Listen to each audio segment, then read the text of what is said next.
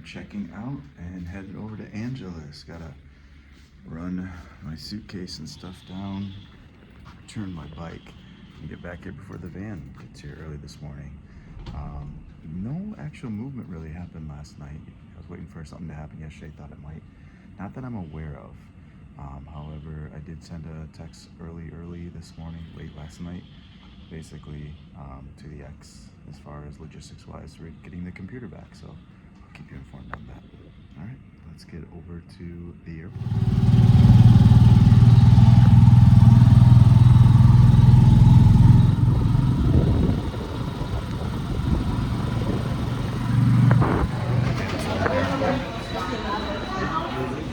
Such a small little airport here.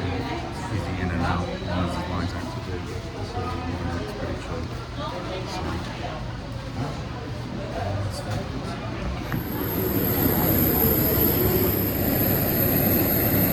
Alright, bye Siargao. It's been fun. I am ready for a new spot. Yeah, I just got to the point I'm like, oh, I gotta go somewhere new. So it's fun, but ready for something new. Change of scenery.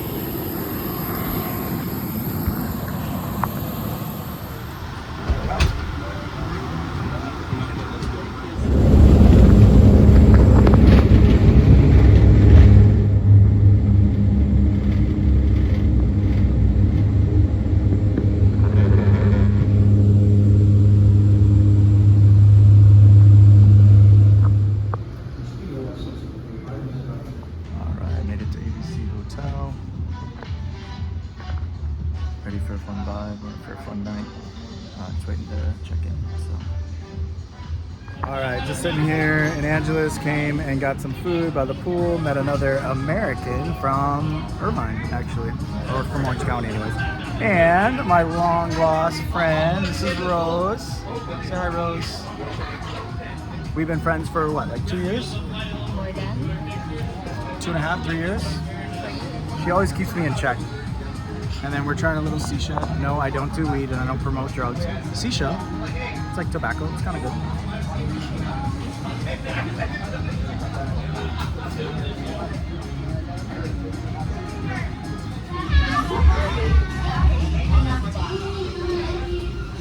This is what drama with the ex looks like. This is it right here, folks. Good times.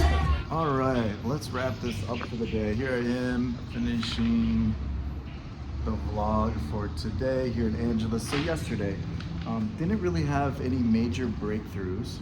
I wasn't sure what to expect, but still walking in faith, not by sight. And today, Jen and I did exchange some texts, my ex, about the computer, and she's still using it. So I'm gonna let her continue to use it. Yeah, just open some dialogue. I may reach out and see if we might be able to meet up for coffee or lunch at some point before I head out. Still debating on that, but yeah, I think it might test the waters there a little bit. And again, I'm fine. I'm becoming more detached, more vague, more understanding the situation. Today was really a big breakthrough. My friend Rose that you saw in that montage earlier, she gave me some insight that she's currently dating a gentleman.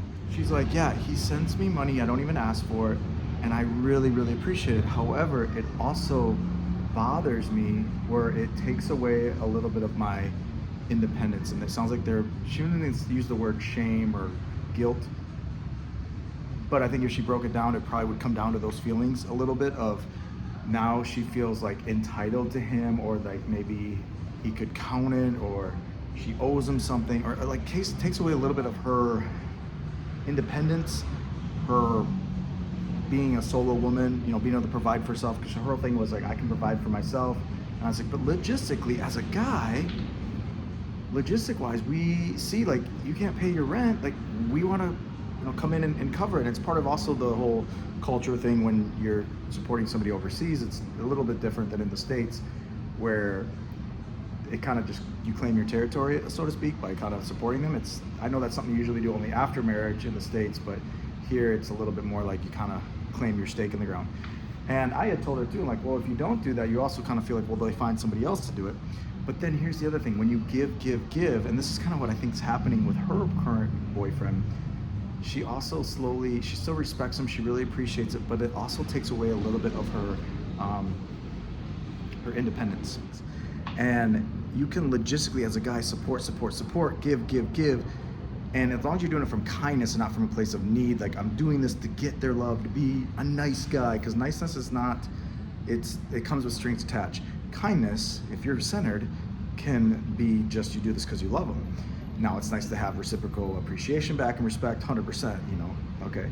And you don't have that, that's a problem, which is something I experienced. But it was just interesting hearing her take that she appreciated it, but yet there was another part of her that it bothered her. And I was like, this is Jen. This is a lesson into Jen. Well, thank you, God, for this. And I'll say this right now. Thank you so much for this insight, because I heard it, but hearing it directly from somebody else that's in the same similar situation, she's not working, the guy's supporting, I'm like, whoa, this is what I was dealing with. And it's interesting after the fact, we see all these facts and stuff.